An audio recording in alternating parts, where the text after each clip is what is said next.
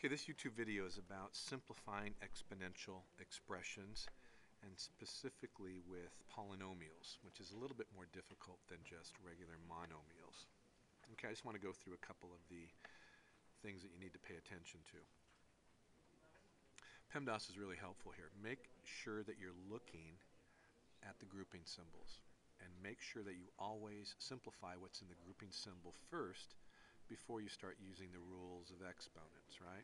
Because PEMDAS basically gives you the way to go here. Parentheses are grouping symbols, exponents next, multiplication, division after that, and then additions and subtractions. So let's try this really simple polynomial problem. There's my step one. Step two, when I look at that, I see that x plus 2 quantity cubed. I see that inside here I can simplify that, right? So I'm going to do that. I'm going to leave the parentheses there. It's 2 times x plus 2. And then that whole quantity is squared. So look what I did there. I just took the 2x plus 4 and I factored out the 2. Now make sure that you keep this little 2 also inside the parentheses, because that's also part of the square on the outside. Okay? Guys will actually sometimes drop the parentheses on the outside and just square the x plus 2, and that would be wrong.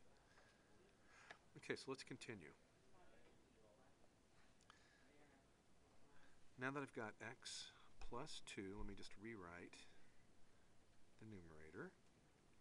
Down here now I can distribute what's inside the parentheses. I have a 2 squared and then an x plus 2 squared.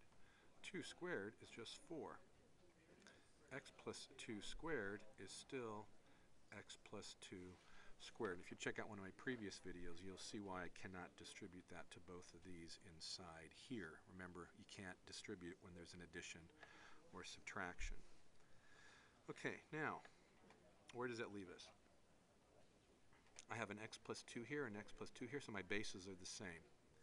And remember, when there's a division problem like this, you subtract the exponents.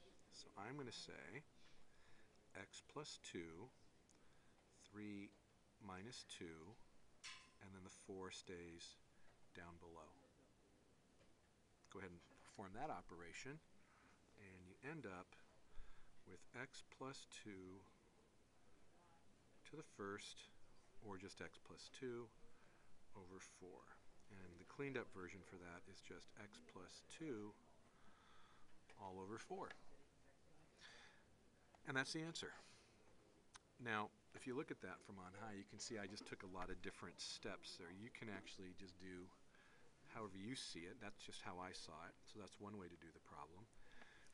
I can tell you that most teachers will probably add a couple of other polynomials in addition to this one. So what you have to do is just do the simple problems individually and do them one at a time and get down to the very end, and sometimes they interact with one another.